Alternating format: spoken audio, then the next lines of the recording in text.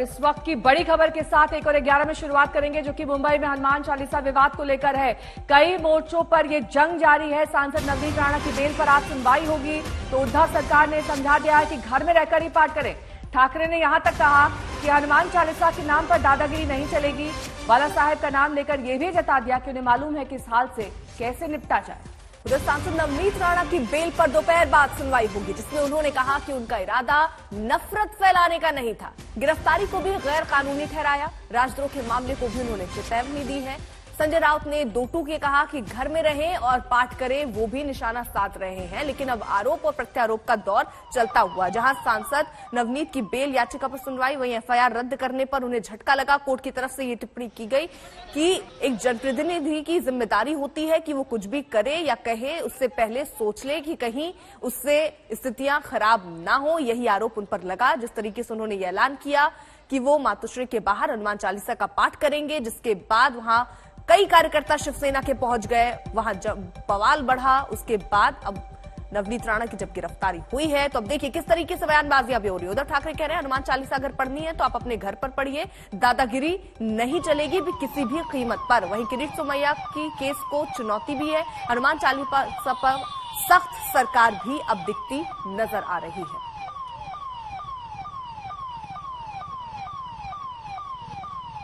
मेरा सवाल यह है कि हनुमान चालीसा महाराष्ट्र में नहीं बोली जाएगी तो क्या पाकिस्तान में बोली जाएगी? इतना हनुमान चालीसा से इनको नफरत क्यों है? अगर हनुमान चालीसा बोलना ये देशद्रोह होगा, ये राजद्रोह होगा, तो हम में से हर व्यक्ति ये राजद्रोह करेगा। हम सारे के सारे हनुमान चालीसा बोलेंगे और अगर सरकार में हिम्मत है तो सरकार हमारे ऊपर राजद्रोह का गुनाह लगाकर दिखाए। देवेंद्र फडणवीस लोगों को गुमराह कर रहे हैं। हनुमान चालीसा पढ़ने के लिए किसी के ऊपर देशद्रोह का गुनाह नहीं दाखिल हुआ है। समझ लीजिए, वो वकील है, वो लॉयर है। कल मुंबई हाईकोर्ट ने भी उस बारे में अपना मत जो व्यक्त किया है, वो पूरा जजमेंट फडणवीस साहब ने पढ़ना चाहिए। हम भी कहेंगे कि हनुमान चालीसा जरूर पढ़िए। आपका मन अशांत है तो आप अपने घर में मंदिर में जाकर पढ़िए। दूसरे के घर में घुसकर अगर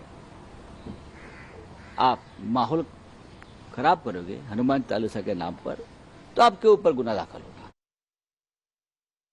इस बीच तस्वीरें सांसद नवनीत राणा की, जिस वक्त उन्हें गिरफ्तार किया गया उसके बाद आज उनकी बेल याचिका और उनके पति की बेल याचिका पर सेशंस कोर्ट में सुनवाई होनी है। किरीट सोमैया भी केस को चुनौती दे रहे हैं। वो अपने प्रतिनिधिमंडल के साथ कल मुलाकात कर चुके हैं गृह सचिव से। देव कोटक हमारे साथ हमारे सहयोगी इस वक्त जुड़ चुके हैं। देव, नवनीत राणा और रवि राणा की जमानत पर आज सुनवाई होनी है, इसी पर नजर रहने वाली। कब होगी ये सुनवाई की शुरुआत? ये आने वाले 1.5 से 2 घंटे के बीच में एक्सपेक्टेड है कि शुरू हो जाएगा। हम फिलहाल सेशंस कोर्ट के बाहर है, लेकिन जैसा कि आप जानते हैं नियम और प्रोटोकॉल के हिसाब से पहले मैजिस्ट्रेट कोर्ट में उनको ये जो बेल एप्लीकेशन है वो विड्रॉ करना होगा। फिर सेशंस कोर्ट में वो फ्रेश एप्लीकेशन के लिए जाएगा। जैसे कि आप ऑलरेडी देख पा रहे हैं कि ऑलरेडी जो रश है वो शुरू हो चुका है और एक नॉर्मल वीक पे है।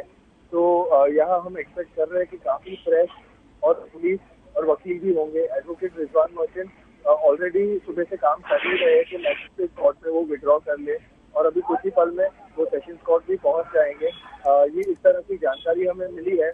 लेकिन सबसे अहम हिस्सा और सबसे बहुत इम्पोर्टेंट बात जो है वो आज राणा जो है नवनीत राणा और उनके पति रवि राणा शायद जेल के बाहर फ्री चल सकते हैं।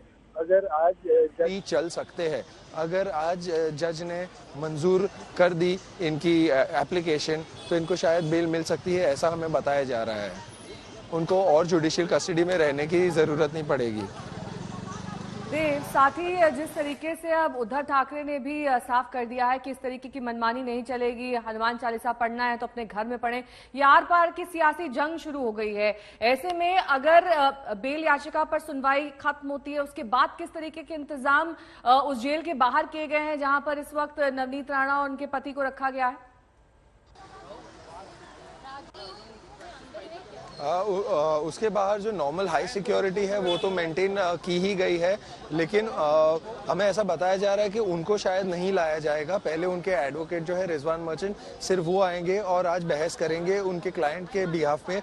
लेकिन क्योंकि कोई मतलब नहीं बनता है, अगर कोर्ट ऑर्डर पास कर देती है, सेशंस कोर्ट कहती है कि इनकी बेल मंजूरी आज ही हो जाएगी, तो उनको जेल से बाहर वैसे भी जाने दिया जाएगा और उनकी रिहाई हो जाएगी। लेकिन अगर मंजूर नामंजूर भी हुई तो उनको रखा जाएगा जो जहां पर है नवनीत राणा है बाइकलास विमेंस जेल में, और उनके पति रवि राणा वो है तलोजा जेल में जो कि नवी मुंबई में है। उनको वैसे भी जुडिशियल कस्टडी तो दी ही गई थी। संडे को बांद्रा मैजिस्ट्रेट्स फैमिली कोर्ट जो है उन्होंने 14 दिन की जुडिशियल कस्टडी सुनाई थी। तो अगर बेल नामंजूरी भी होती है तो वैसे भी प्रोटोकॉल प्रोसीजर के हिसाब से उतना समय और उतने दिन तो जेल के अंदर बिताएंगे ही बिताएंगे। हनुमान चालीसा विवाद में गिरफ्तार सांसद नवनीत राणा और उनके विधायक पति रवि राणा के लिए आज अहम दिन है।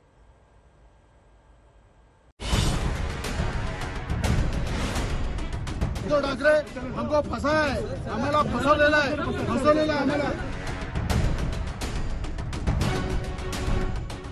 क्या राणा दंपत्ति को मिलेगी राहत? मुंबई के सेशन कोर्ट में अहम सुनवाई। अदालत में राणा दंपत्ति के जमानत अर्जी। हनुमान चालीसा पर सियासी घमासान में गिरफ्तारी हुई और एक रात सलाखों के पीछे कटी तो सांसद नवनीत राणा और उनके पति रवि राणा ने सेशन कोर्ट में अर्जी दे दी। दोनों ने गुहार लगाई कि मिलॉर्ड हमें जमानत दी जाए।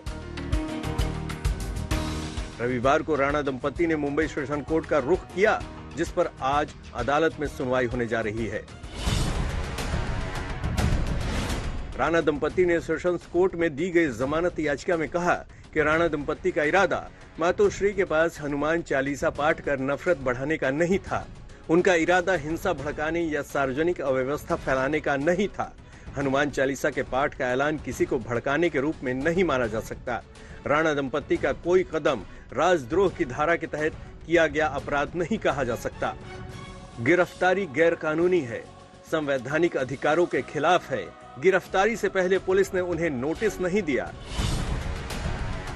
सेशंस कोर्ट में राणा दंपत्ति ने अपनी सफाई देते हुए जमानत मांगी है, जिस पर आज अदालत में सुनवाई होने जा रही है। इससे पहले सोमवार को बॉम्बे हाईकोर्ट से राणा दंपत्ति को मायूसी हाथ लगी। दोनों ने हाईकोर्ट का दरवाजा खटखटाया था कि हनुमान चालीसा विवाद में उनके खिलाफ दायर एफआईआर रद्द की जाए, लेकिन उनकी उम्मीदों को झटका कोर्ट से लगा। बॉम्बे हाईकोर्ट ने राणा दंपत्ति को ही फटकार लगाई, फिर एफआईआर रद्द करने की याचिका भी रद्द कर दी। हाईकोर्ट ने कहा कि राणा दंपत्ति की वजह से लॉ एंड ऑर्डर की समस्या पैदा हुई। राणा दंपत्ति जनप्रतिनिधि हैं, इसलिए उनकी जवाबदारी भी बड़ी है। बड़ा पद बड़ी जिम्मेदारी के साथ आता है। ऐसे लोगों को कुछ भी जिम्मेदारी की भावना से बोलना चाहिए। जो सामान्य जनता की भावना है, जो कानून है और जो न्यायालय कहता है, इसका सबने आदर करना चाहिए।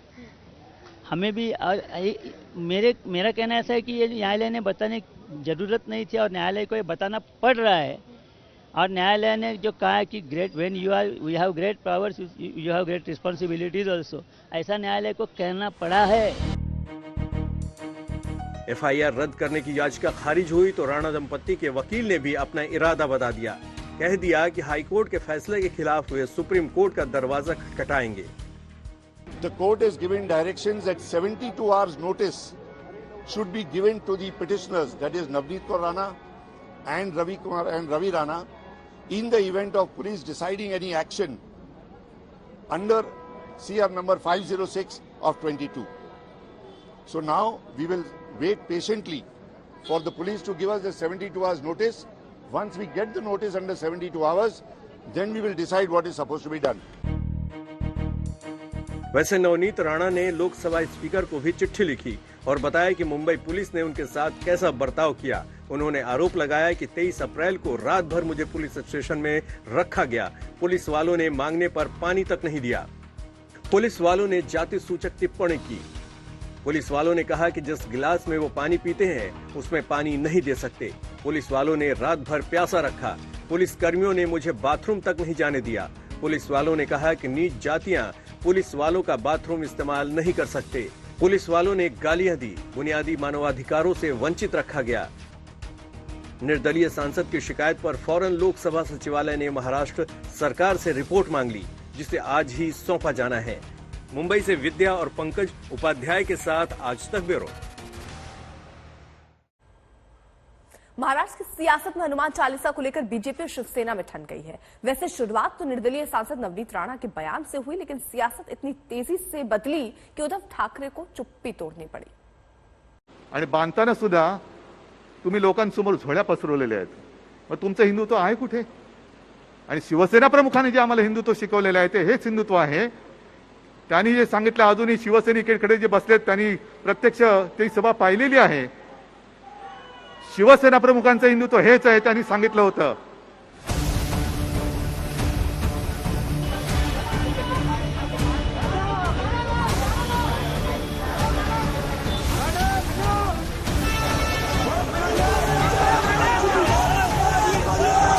ऐसा क्या हुआ कि भड़क गए महाराष्ट्र के सीएम उद्धव ठाकरे? दादागिरी करने वालों को सबक सिखाने की भर रहे हैं ओंकार, बाला साहेब का दे रहे हैं हवाला। उद्धव ठाकरे ने चुप्पी तोड़ी है उस मुद्दे पर जिसकी गूंज महाराष्ट्र से लेकर दिल्ली तक सुनाई दे रही है। हनुमान चालीसा के पाठ पर, संकट मोचक के जाप पर।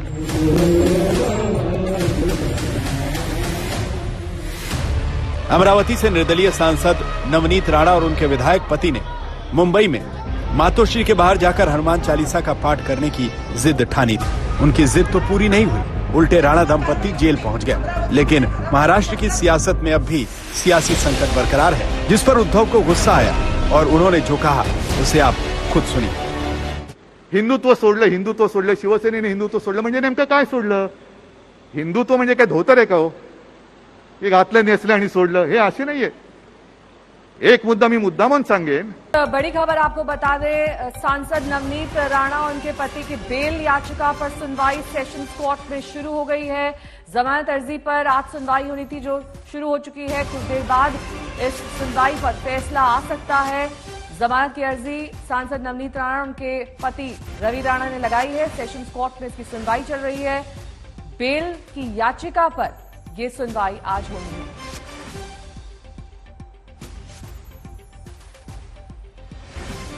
हनुमान चालीसा विवाद पर गिरफ्तारी हुई थी पति पत्नी की, इसके बाद की तस्वीरें, और साथ ही नवनीत राणा ने आरोप भी लगाए थे कि उनके साथ ठीक तरीके से जेल में व्यवहार नहीं किया गया, उन्हें पानी नहीं मुहैया कराया गया, उन्हें बाथरूम का इस्तेमाल नहीं करने दिया गया। तमाम आरोप उनकी तरफ से लगाए गए। 2 रातें उनकी जेल में कट चुकी हैं।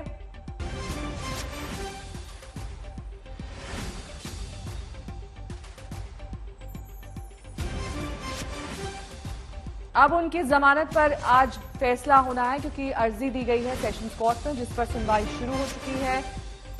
मुंबई सेशंस कोर्ट में ये सुनवाई, जहां पर पक्ष और विपक्ष दोनों तरफ से दलीलें दी जा रही हैं। देव कोटक इस वक्त हमारे साथ, हमारे सहयोगी इस वक्त जुड़ चुके हैं। सुनवाई देव कोटक शुरू हो चुकी है, कब तक तस्वीर थोड़ी साफ हो सकती है? अभी एटलीस्ट पौना या 1 घंटा और दोनों साइड की बहस चलेगी। जैसे कि हमें पता है कि एडवोकेट रिजवान मर्चेंट जो कि राणा को रिप्रेजेंट कर रहे हैं, और एडवोकेट प्रतीक गराग जो कि स्पेशल पब्लिक प्रोसिक्यूटर है स्टेट गवर्नमेंट की साइड से, दोनों के बीच अभी बहस हो रही है आर्ग्यूमेंट में। और जस्टिस रोकड़े ये केस सुन रहे हैं। जस्टिस रोकड़े की स्पेशलिटी ये रही है कि उन्होंने हमेशा एमपी या एमएलए को लेकर इधर करप्शन का हो या कोई सेडिशन का मैटर हो, उन्होंने हमेशा वही सुने हैं, और उसकी आर्ग्यूमेंट फिलहाल चल रही है। एडवोकेट रिजवान मर्चेंट ने बताया है कि मुझे थोड़ा समय तो दे दो और मुझको उतना भरोसा रखो कि मैं मैजिस्ट्रेट कोर्ट से वापस विड्रॉ कर लूंगा, तभी जाके हम सेशंस कोर्ट में इसके लिए बेल के लिए अप्लाई कर पाएंगे। वो कह रहे हैं कि कम से कम मेरी आर्ग्यूमेंट्स तो सुन लो। हम ऐसा नहीं कह रहे कि मेरे क्लाइंट को आज के आज ही बेल दी जाए, लेकिन हमें सारे मुद्दों को कंसिडर करना चाहिए और उन्हें देखना चाहिए। जो ऑन रिकॉर्ड जो फैक्ट है उनको नजरअंदाज नहीं करना चाहिए, और इनका इरादा भी देखना चाहिए कि पुलिस ने जो जो गलतियां करी है, जैसे कि उन कपल को उनके घर से उस सैटरडे के दिन को शाम में उठाया गया, जबकि उन्होंने बताया कि हमारे हमारे प्लान को हमने वापस ले लिया। उसके बावजूद पुलिस ने हमें अरेस्ट कर लिया है। तो ये इलीगल है, ये गैर कानूनी और अनकॉन्स्टिट्यूशनल भी बताया जा रहा है। उन्होंने बोला कि जब हमें पता चला कि अगले दिन, जो कि संडे के दिन, प्रधानमंत्री नरेंद्र मोदी जिनका बॉम्बे का विजिट शेड्यूल था, वो एक अवार्ड फंक्शन के लिए आने वाले थे और उसको मद्देनजर रखते हुए एक लॉ एंड ऑर्डर प्रॉब्लम खड़ी हो सकती थी, लेकिन हमने फिर भी इस सभी चीजों का मान सम्मान रखा और ये सब प्रॉब्लम्स अवॉइड करने की पूरी कोशिश की, जबकि हम तो अपने घर से उतरे भी नहीं है, हमने किसी से बात भी नहीं की है, फिर भी पुलिस हमारे घर में जबरदस्ती से हमें ले गई, हमारे साथ बदतमीजी की। ठीक है देव, जरा बताइएगा किस तरीके की दलीलें वहां पर दी जा रही हैं। और देखिए 153A यानी धर्म के आधार पर दो समूहों के बीच में दुश्मनी को बढ़ावा देने का मामला उन पर है, ये कई धाराएं लगाई गई है, राजद्रोह की धारा भी उन पर लगाई गई है और जिसमें गैर जमानती ये अपराध है, सजा 3 साल से लेकर आजीवन कारावास और जुर्माना हो सकती है। अभी फिलहाल किस तरीके की दलीलें? जी, तो फिलहाल आपको ये क्लियरली बता दें कि जो दलील हो रही है वो सेडिशन चार्ज को निकालने के लिए है, उसके फेवर में है कि सेडिशन के चार्जेस को ड्रॉप कर दिया जाए और हमें बेल दी जाए, क्योंकि 353 का जो दूसरा सेक्शन है और वो दूसरे FIR में लगाया था, उसके बारे में तो हम अभी चर्चा कर भी नहीं रहे हैं, ना वो कोर्ट में मैटर है, लेकिन मेन इश्यू जो मुद्दा रहा है वो हमेशा तो सेडिशन का ही रहा है। उन्होंने कहा कि सेडिशियस बिहेवियर कैसे हुआ, जबकि हमने तो लॉ एंड ऑर्डर खराब भी नहीं किया, पुलिस की सारी बातें मानी, उसके बावजूद हमें हमारे घर से घसीट के ले जाया गया। लेकिन पुलिस का ये कहना है, प्रदीप धरत पुलिस की तरफ से और स्टेट गवर्नमेंट राज्य सरकार की तरफ से दलील करते हुए ये कह रहे हैं कि उन्होंने इन यूनिफॉर्म ऑन ड्यूटी एक पब्लिक सर्वेंट को अपनी ड्यूटी करने से रोका है। तो यही मेन मुद्दा है। जज कह रहे हैं कि इस बात को अगर हम साइड से रखते तो सेडिशन एक बहुत बड़ा चार्ज है और ये एक साजिश थी कि सरकार को गिराने का, और इसके बावजूद वो जानते थे कि इतने लोग नीचे जमा हो गए हैं, फिर भी नवनीत कौर राणा ने ऐसी कुछ हरकतें करी है जिससे शिवसेना के लोगों को और उकसाया गया और भड़काया गया। जो कार सैटरडे मॉर्निंग उनके घर के नीचे प्रोटेस्ट कर रहे थे, उन्होंने कुछ बैरिकेड भी तोड़ दिया, जिसके बाद पुलिस ने और स्टेट रिजर्व पुलिस फोर्स की जो 2 और कॉलम डिप्लॉय की गई थी, उन्होंने एक एडिशनल ह्यूमन चेन बना के बाउंड्री के तौर पे खड़े रह गए बिल्डिंग लाभी के बाहर, क्योंकि 800-900 से ज्यादा शिवसेना के लोग थे।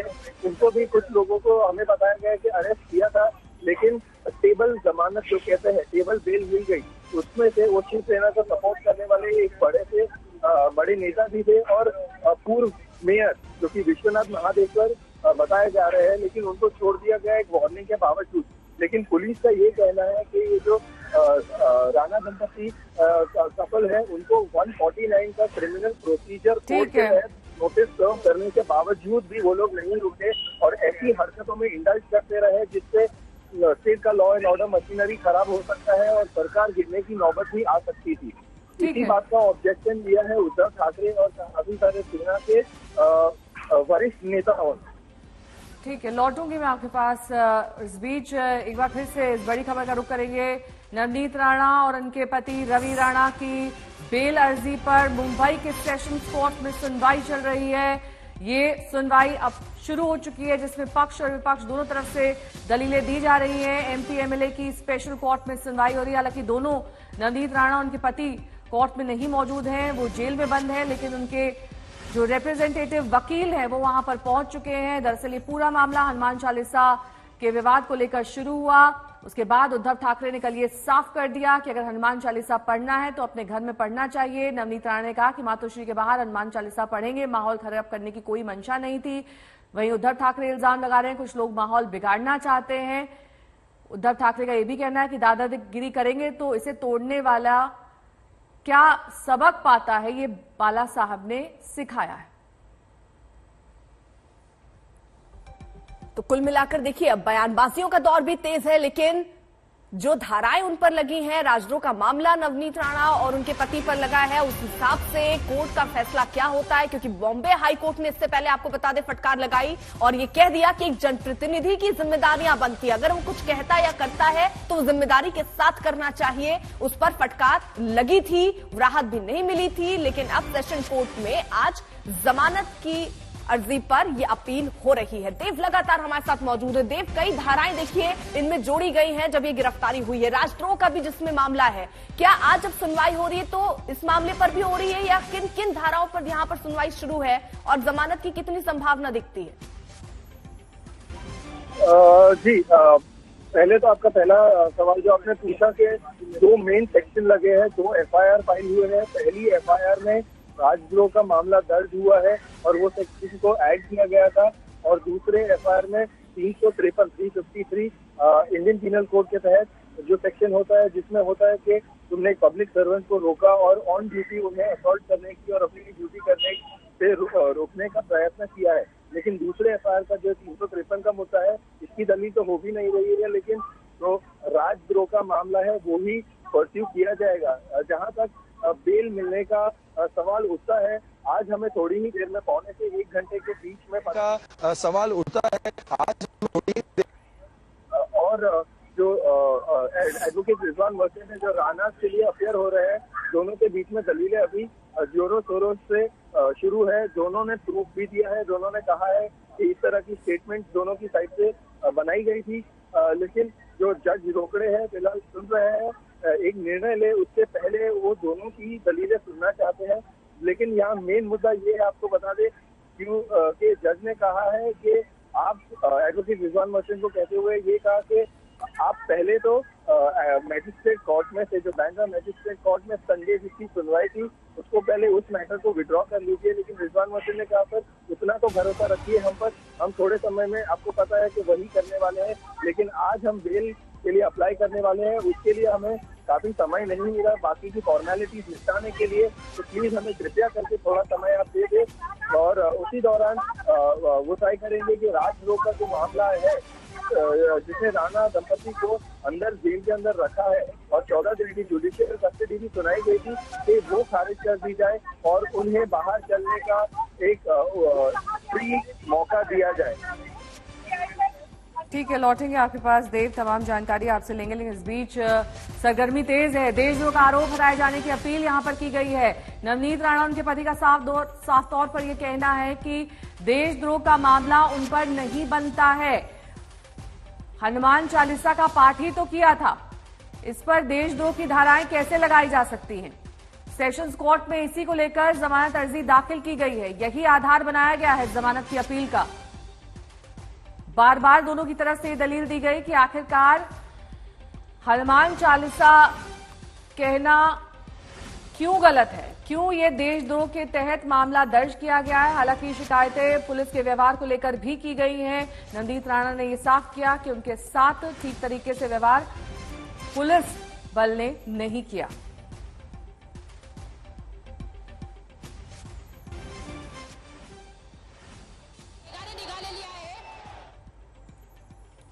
तो देखिए जिस तरीके की स्थितियां यहां पर बनी हुई हैं, हालांकि उन्होंने, नवनीत राणा ने कई आरोप भी लगाए। उन्होंने कहा कि उनके साथ बहुत गलत व्यवहार हुआ है। फिलहाल नजर उनकी जमानत पर है, जिस पर देखिए कोर्ट पर सुनवाई हो रही है। अब क्या फैसला होता है वो देखना होगा। पुलिस ने सांसद नवनीत और रवि राणा पर धारा 153A यानी धर्म के आधार पर 2 समूहों के बीच दुश्मनी को बढ़ावा देने के मामले में उनको गिरफ्तार किया। बाद में पुलिस ने राणा दंपति पर धारा 353 भी लगा दिया, जिसके तहत ये एक केस और दर्ज हुआ। फिर पुलिस की रिमांड मांगी गई थी, जिसे खारिज कर दिया गया। इसके बाद राणा दंपति पर राजद्रोह की धारा भी लगा दी गई है। नजर अब जमानत पर है।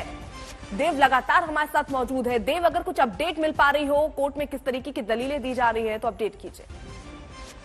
जी, आपको ये बता दें कि गराट जी ने public prosecutor, special public prosecutor जो है, उन्होंने बताया कि जब उन्हें पता था, उन्हें क्लियरली इस बात की जानकारी थी कि उसी दिन बेल एप्लीकेशन मैजिस्ट्रेट 124A के केस में नहीं सुन पाएंगे, तो भी उन्होंने इसके बावजूद बैंड्रा कोर्ट को क्यों अप्रोच किया, जिसका रिजवान मर्चेंट ने काउंटर करते हुए कहा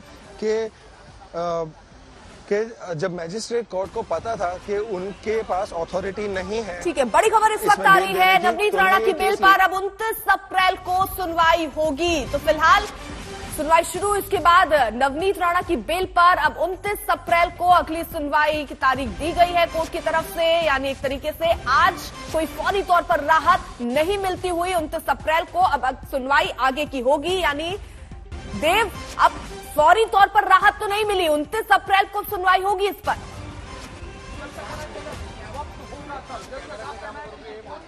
देव जी जी जी बिल्कुल, तब तक उन्हें जेल में ही समय गुजारना पड़ेगा, जैसे कि बांद्रा मैजिस्ट्रेट कोर्ट ने जुडिशियल कस्टडी दी थी।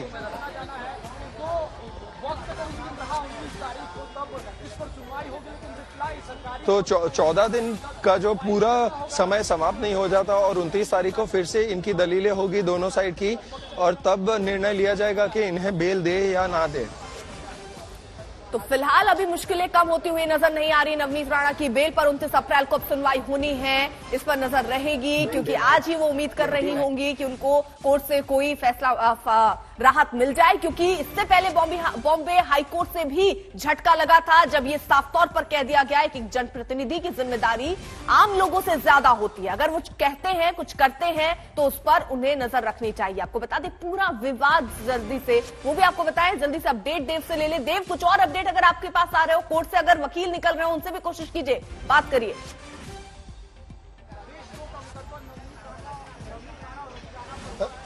जी, वो लोग फिलहाल अभी तक नीचे उतरे नहीं हैं, वो लोग अभी कोर्ट रूम के अंदर ही है। हम सेशंस कोर्ट के बाहर यहाँ तैनात खड़े हुए हैं, उनका इंतजार करते हुए कि वो आएंगे और किस तरह की दलीलें हुई उसके बारे में हमें बताते हुए, ताकि हमें और जानकारी मिल पाए, और जो टेक्निकल डिटेल्स हम कहते हैं केस को लेकर, वो भी हमें कुछ देर में समझाया जाएगा, ताकि हम अपने व्यूअर्स तक पहुंचा सके।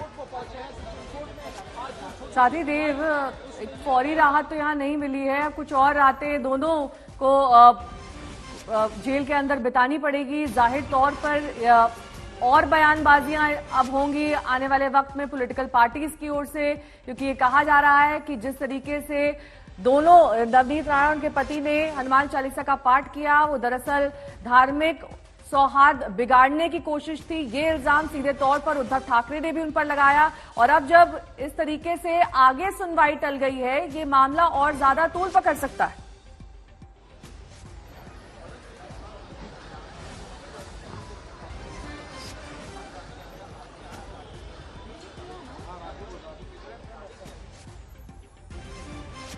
देव, आपको मेरी आवाज मिल रही है?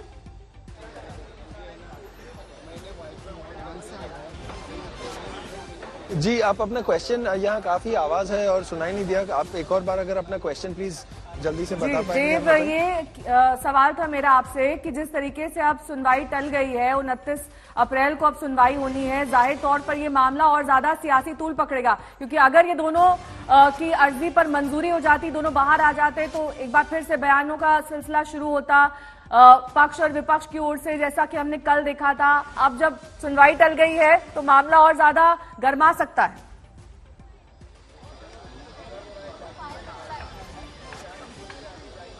जी, स्टेट पॉलिटिक्स के, राज्य पॉलिटिक्स के पॉइंट ऑफ व्यू से अगर देखा जाए तो ये इस मामले को लेकर गर्मी तो और ज्यादा बढ़ जाएगी, और जैसा कि देखा कि बीजेपी और शिवसेना के बीच में जो चल रही है, दोनों की एक दूसरे के सामने दलीलें जो चल रही है, और एक देवेंद्र फडणवीस ने कल उनको हिटलर बताते हुए ये भी कहा कि अब बातचीत की कोई गुंजाइश रही ही नहीं है, तानाशाही चल रही है इस स्टेट में, तो उस तरीके से गर्मी तो और ज्यादा बढ़ जाएगी, और 29 तक इनको कोर्ट में ही बैठना, इनको जेल में ही रहना पड़ेगा। लेकिन मुंबई पुलिस को 29 तारीख तक इस महीने की टाइम दिया गया है कि एप्लीकेशन फाइल करे, और इनको एक्सप्लेनेशन देना होगा कि सेडिशन का चार्ज मुंबई पुलिस ने क्या समझ के और किस चीज को मद्देनजर रखते हुए लगाया है। ये है लेटेस्ट अपडेट्स। देव, जरा ये भी बताइए, क्योंकि दलीलें यहाँ पर कई दी गई, जिस तरीके का आरोप नवनीत राणा पहले लगा रही थी कि पुलिस स्टेशन में भी उनके साथ बदसलूकी हुई, हालांकि स्पीकर को उन्होंने चिट्ठी लिखी, उस पर जवाब भी अब सरकार को देना है। क्या इस तरीके की बातें कोर्ट के सामने भी रखी गई, जहां पर ये कहा गया कि उनके साथ व्यवहार सही नहीं हो रहा है? जी जी, एडवोकेट रिजवान मर्चेंट आ गए हैं हमारे साथ, हम उनसे समझते हैं कि वो क्या बोलेंगे अभी।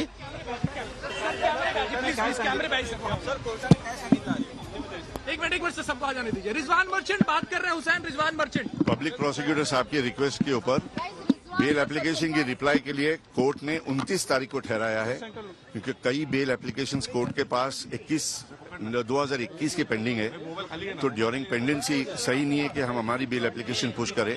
कोर्ट के ऊपर काफी वर्कलोड है, तो साहब के रिक्वेस्ट करने के ऊपर हमने 29 तारीख के ऊपर रिप्लाई के लिए रिक्वेस्ट एक्सेप्ट कर ली है। 29 तारीख को रिप्लाई फाइल होने के बाद में कोर्ट डिसाइड करेगी कब वो हियरिंग होगी, या तो 29 को भी हो सकती है या 29 के बाद हो सकती है। कोर्ट अपनी डायरी एडजस्ट करके उसके बाद में बेल एप्लीकेशन की सुनवाई होगी।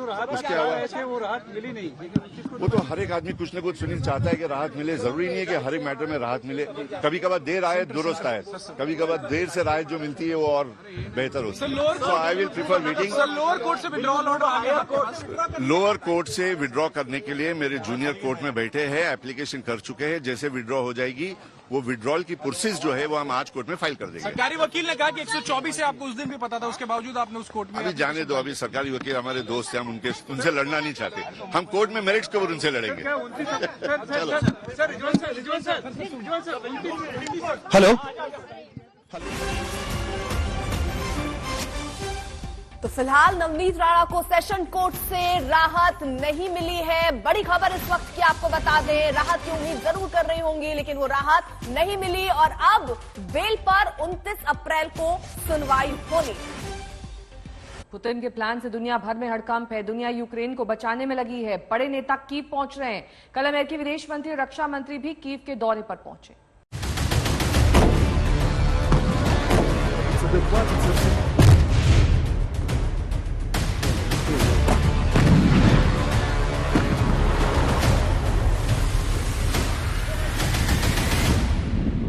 पुतिन जल्दी में हैं, ताबड़तोड़ हमले कर रहे हैं, शहर शहर तबाह कर रहे हैं, यूक्रेन के हर उस ठिकाने को उड़ा रहे हैं जो जेलेंस्की की कमर तोड़ दे।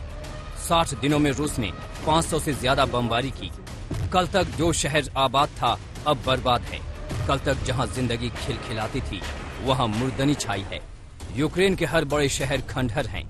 राजधानी कीव से लेकर खार्किव तक, खरसेन से मारियोपोल तक बस तबाही के निशान और मलबे का ढेर है। अब पुतिन को जल्दी है तो दुनिया भी हड़बड़ाहट में दिख रही है। कीव में दुनिया के बड़े नेता पहुंच रहे हैं। 2 महीने बाद अमेरिका ने भी अपने विदेश और रक्षा मंत्री को कीव भेजा। दोनों ने जेलेंस्की से मिलकर हर तरह की मदद का भरोसा दिया। यूक्रेन के राष्ट्रपति जेलेंस्की ने यूएस के विदेश मंत्री और रक्षा मंत्री के दौरे का ऐलान तो कर दिया है, लेकिन अभी व्हाइट हाउस से इसकी कोई पुष्टि नहीं आई है। माना यह जा रहा है कि जब भी ये 2 मंत्री यहां आएंगे तो यूक्रेन फिर से एक बार ज्यादा हथियारों की अपनी मांग इनके सामने रखेगा। दोनों मंत्री स्थिति का जायजा लेंगे और फिर ये निर्णय लिया जाएगा कि आगे की रणनीति क्या होनी चाहिए। साथ ही में यूएन चीफ मॉस्को और यूक्रेन भी जाने वाले हैं और उम्मीद है कि बातचीत से कोई समाधान निकल सकेगा। यूक्रेन की अजीब त्रासदी है। दुनिया साथ देने का दावा कर रही है। अमेरिका समेत तमाम बड़े देश मदद का भरोसा दिला रहे हैं, लेकिन यूक्रेन तबाह हो रहा है, बर्बाद हो रहा है। न तो रूस के हमले रुक रहे हैं, न बम बारूद बंद हो रहे हैं। अमेरिकी विदेश मंत्री और रक्षा मंत्री के दौरे से पहले ब्रिटेन के प्रधानमंत्री बोरिस जॉनसन कीव की सड़कों पर चहलकदमी कर चुके हैं। पर क्या हुआ? स्पेन और डेनमार्क के प्रधानमंत्री कीव आकर जेलेंस्की की पीठ थपथपा चुके हैं। पर क्या हुआ? ब्रिटेन के प्रधानमंत्री 10 अप्रैल को कीव आए। इसके ठीक 12 दिन बाद 22 अप्रैल को स्पेन के पीएम पेड्रो सांचेज और डेनमार्क के प्रधानमंत्री मेटे फ्रेडरिक्सन का दौरा हुआ। अब यूएन चीफ एंटोनियो गुटरेस का भी प्लान है। 26 को मॉस्को जाकर पुतिन से मिलेंगे और फिर 2 दिन बाद कीव पहुंचेंगे। 9 मई की परेड के लिए पुतिन की जीत का ऐलान का प्लान अब पूरी तरह तैयार है। रूस का फोकस यूक्रेन को 2 हिस्से में बांटने का है। डॉनबास एरिया अब रूस के कब्जे में है, चाहे मारियोपोल, लुहांस्क, डोनेस्क या फिर खेरसोन हो। यहां पर यूक्रेन की सेना पस्त हो रही है।